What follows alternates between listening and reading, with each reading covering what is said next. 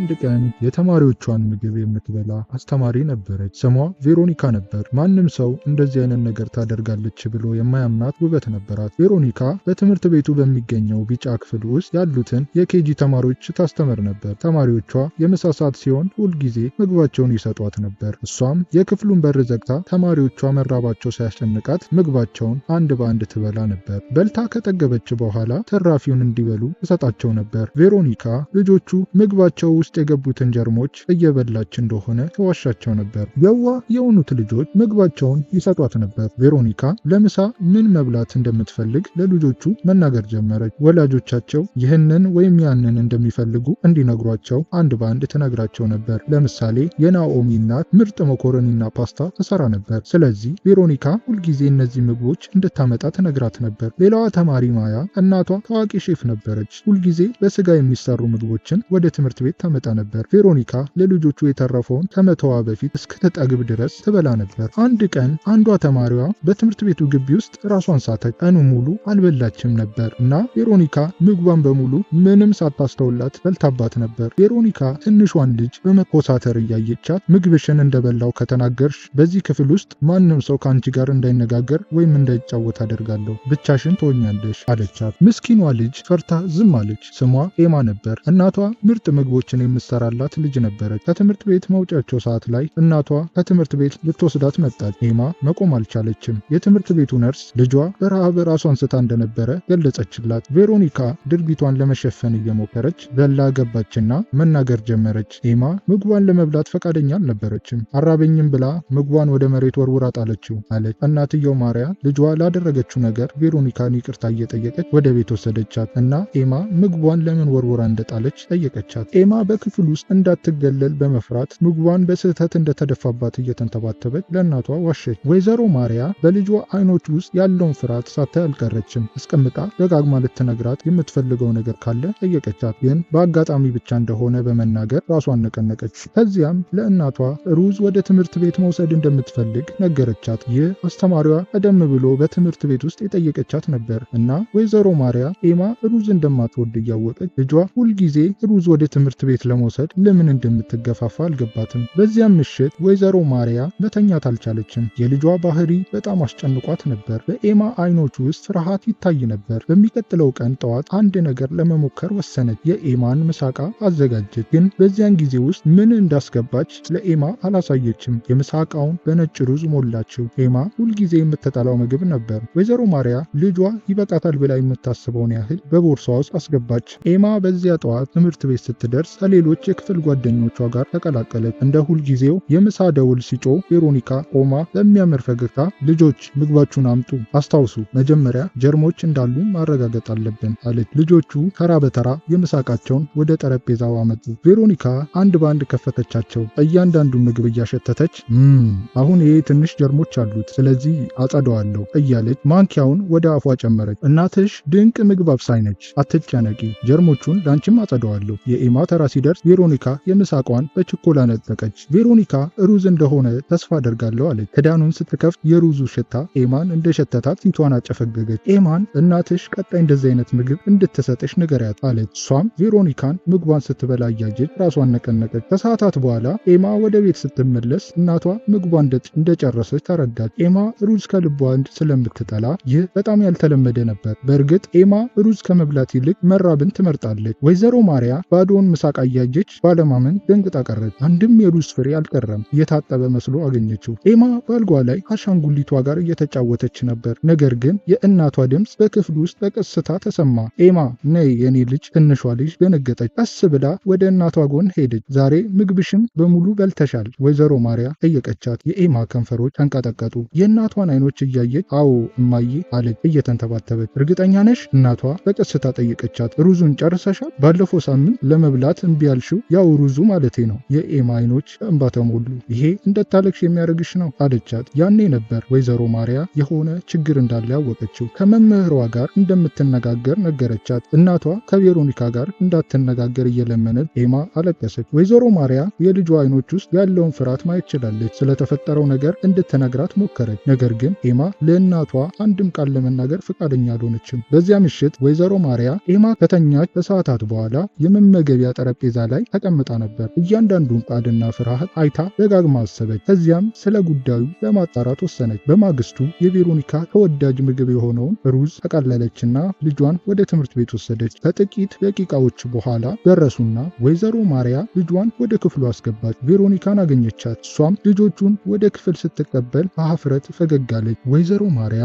ቬሮኒካ በምሳቃቸው ላይ እንዴት እንዳተኮረች አስተዋለች። የዛኔም ሁሉንም የምሳቃዎች ከተማሪዎች ወስዳ የራሷ መደርደሪያዎች ላይ ማዘጋጀት ግዴታ አረገች። እናቷም ወደ ርዕሰ መምህር ቢሮ ሄዳ ቅሬታ አቀረበች። እንደምን አደሩ መምህር በአክብሮት ጀመረች። ስለ ልጄ እና የክፍል አስተማሪዋ ወይዘሮ ቬሮኒካ ነው። ርዕሰ መምህሯ ትንሽ ግራ በመጋባት ቀና ብለው ተመለከቱ። ተሳስቼ ሊሆን ይችላል፣ ግን መምህርት ቬሮኒካ የልጄን ምግብ ስትወስድ እንደነበረች ለመናገር ትልቅ ምክንያት አለኝ። የርዕሰ መምህሯ ቅንድብ ከፍ አለ። ምግቧን እየወሰደች እርግጠኛ ነሽ? አዎ መምህር፣ ልጄ ኤማ በየቀኑ ተርባና ፈርታ ወደ ቤት ትመለሳለች እና አንድ ነገር ሞከርኩ። ልጄ የምትጠላውን ሩዝ አሰርኩላት እና ቻወኩኝ። ከትምህርት ቤት ስትመለስ ሁሉንም እንደጨረሰች ቻወኩኝ። ግን ልጄን አውቃታለሁ። ሽታውን እንኳን መቋቋም አትችልም። ሌላ ሰው ምግቧን እየበላ ነው እና እኔ የምጠረጥረው አስተማሪዋ እንደሆነች ነው። ርዕሰ መምህሯ ወንበሯ ላይ ተደግፋ በአግራሞት ተመለከተች። ወይዘሮ ማሪያ ስጋትሽን ተረድቻለሁ፣ ግን መምህርት ቬሮኒካ ከምርጥ አስተማሪዎቻችን መካከል አንዷ ናት። ከእኛ ጋር ለ5 ዓመት ቆይታለች እና አንድም ቅሬታ ቀርቦባት አያውቅም። እሷ የዋህ ጥሩ ስነ ምግባር ያላትና በሰራተኞችም ሆነ በወላጆች የምትወደድ ነች። አሁን ስለነገርሽኝ ነገር እርግጠኛ ነሽ? አለቻት። በመጠራጠር በጭፍን እየከሰስኳት አይደለም፣ ግን የሆነ ነገር ትክክል አይደለም። ልጆቹ ይፈሯታል፣ በተለይ ደግሞ ልጄ። ርዕሰ መምህሯ በጥልቅ ተነፈሰች። እሺ በግል አናግራታለሁ፣ ግን ለሰላም ሲባል ስምሽን ወይም ልጅሽን አልጠቅስም። እኔ ዝም ብዬ ጉዳዩ እንደ አጠቃላይ ስጋት እንደሆነ አድርጌ እጠይቃታለሁ አለች። እሷም አመስግናት ወጣች። ከሰዓታት በኋላ ርዕሰ መምህሯ ቬሮኒካን ወደ ቢሮ አጠራች። ቬሮኒካ በትህትና ፈገግ እያለች ገባች። ፈልገሽኝ ነበር አለቻት። አዎ ቬሮኒካ፣ እባክሽ ተቀመጪ። እሷም ምን እንደሚጠብቃት ሳታውቅ ተቀመጠች። ርዕሰ መምህሯ እጆቿን አጣመረች። ዛሬ ያልተለመደ ቅሬታ ደርሶኛል። አንዳንድ ወላጆች በክፍል ውስጥ ስላለው የአመጋገብ ሁኔታ ተጨንቀዋል። የልጆቹ ምግቦች ተበልተውባቸዋል የሚሉ ክሶችም አሉ። አንድ ሰው ምናልባትም አስተማሪ ምግባቸውን እየበላ ነው። የቬሮኒካ አይኖች በድንጋጤ ፍጥጥ አሉ። ምንድን ምግባቸውን እየበሉ? ይህማ በጣም ያስቃል። በፍጹም ሊሆን አይችልም። ቬሮኒካ እየተርበተበተች መለሰች። እኔን መቼም ታውቂኛለሽ። እነዚያን ልጆች እንደ ራሴ ልጆች ነው የማያቸው። እንደዚህ አይነት ነገር በፍጹም አላደርግም። ርዕሰ መምህሯ አገላለጿን እያጠናች ቀስ ብላ ራሷን ነቀነቀች። አውቃለሁ ቬሮኒካ፣ ሁልጊዜም ምርጥ አስተማሪ ነሽ እና ለወላጆቹም ያንን ነው የነገርኳቸው። አሁንም በቀጥታ ከአንቺ መስማት ሳይሻል አይቀርም ብዬ ነው። ቬሮኒካም አመሰግናለሁ፣ ትክክለኛ ነገር ነው ያደረግሽው። ልጆች ምናባዊ ሊሆኑ ይችላሉ። አንዳንድ ጊዜ የሆነ ነገር ተሳስተው ሊሆን ይችላል። አዎ ዋና ርዕሰ መምህሯ ተስማማች። ምንም እንኳን ትንሽ ጥርጣሬ ቢኖራትም ግን እንድትጠነቀቂ እፈልጋለሁ። ወላጆች ስለ ልጆቻቸው ደህንነት በጣም ስሜታዊ ሊሆኑ ይችላሉ። በክፍልሽ ውስጥ ያለው ነገር ሁሉ በትክክል መያዙን አረጋግጪ። ተረድቻለሁ መምህር አለች ቬሮኒካ እጇን ደረቷ ላይ አድርጋ። እንደዚህ አይነት ነገር በክፍሌ ውስጥ እንዲፈጠር በፍጹም አልፈቅድም። ቬሮኒካ ቢሮውን ለቃ ስትወጣ አፏን አጥብቃ ይዛ ኮሪደሩን ተጓዘች።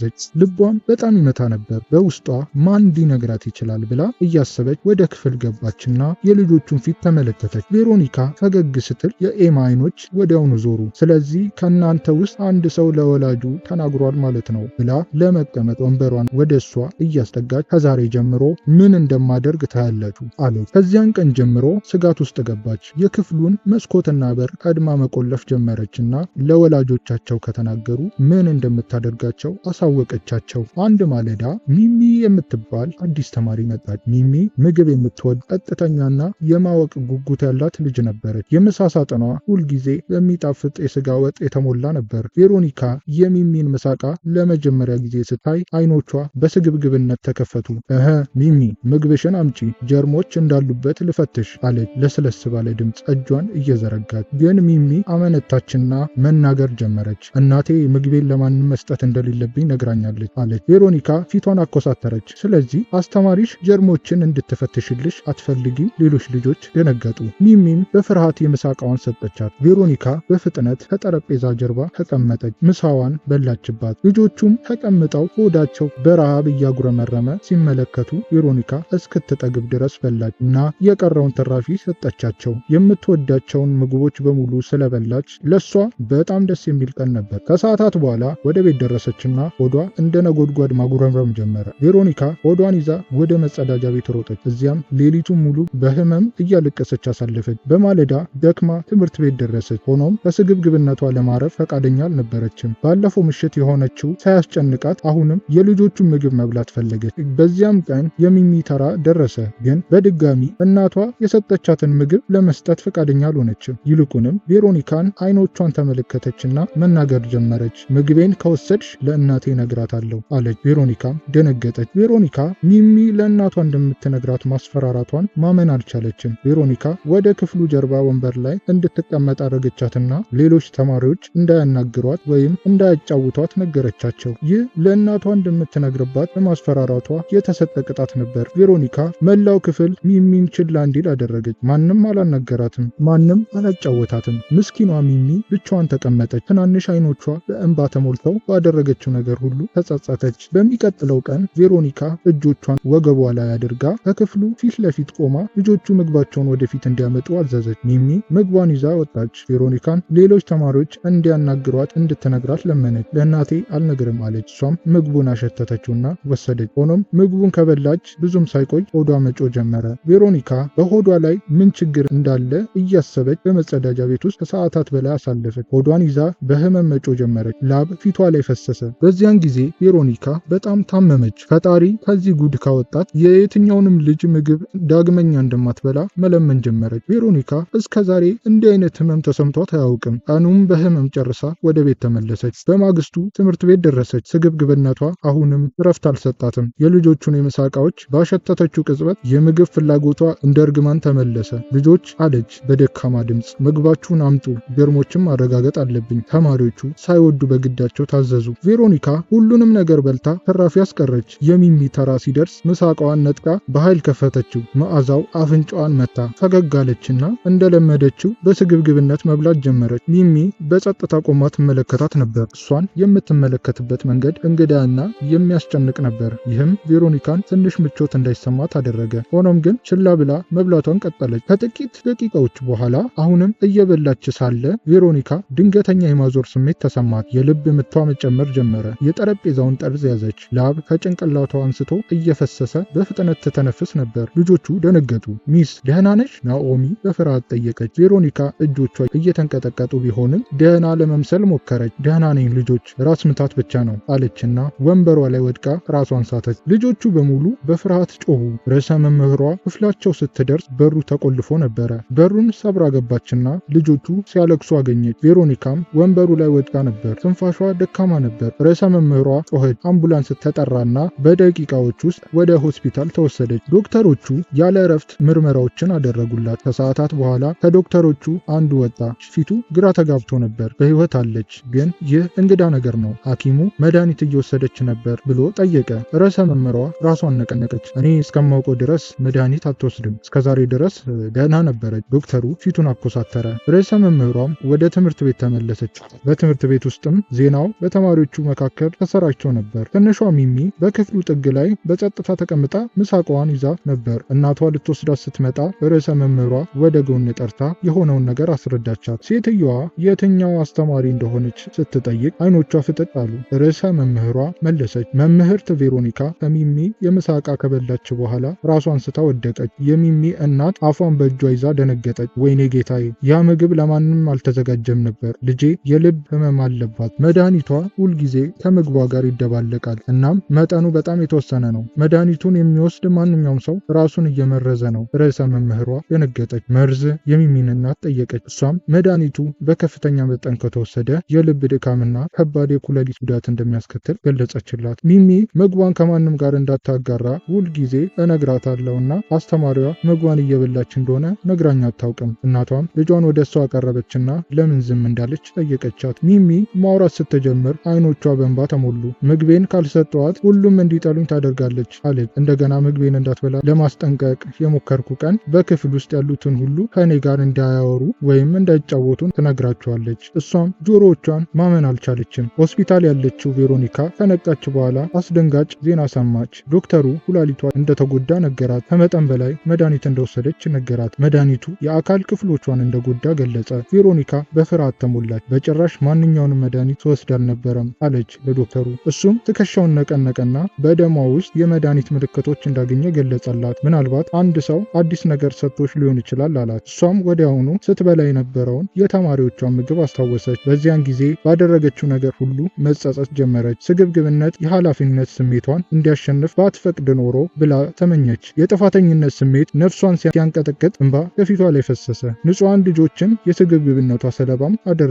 ከአንድ ሳምንት በኋላ ሁሉም መምህራን በትምህርት ቤት አዳራሽ ውስጥ ተሰበሰቡ። ርዕሰ መምህሯ በመድረኩ ላይ ቆማ መናገር ጀመረች። መምህርት ቬሮኒካ ከስራ እንደለቀቀችም አሳወቀቻቸው። ትምህርት ቤቱ እንደዚህ ያሉ ነገሮች እንደገና እንዳይከሰቱ ለመከላከል በሁሉም ክፍሎች ውስጥ የሲሲቲቪ ካሜራዎችን አስገጠመ።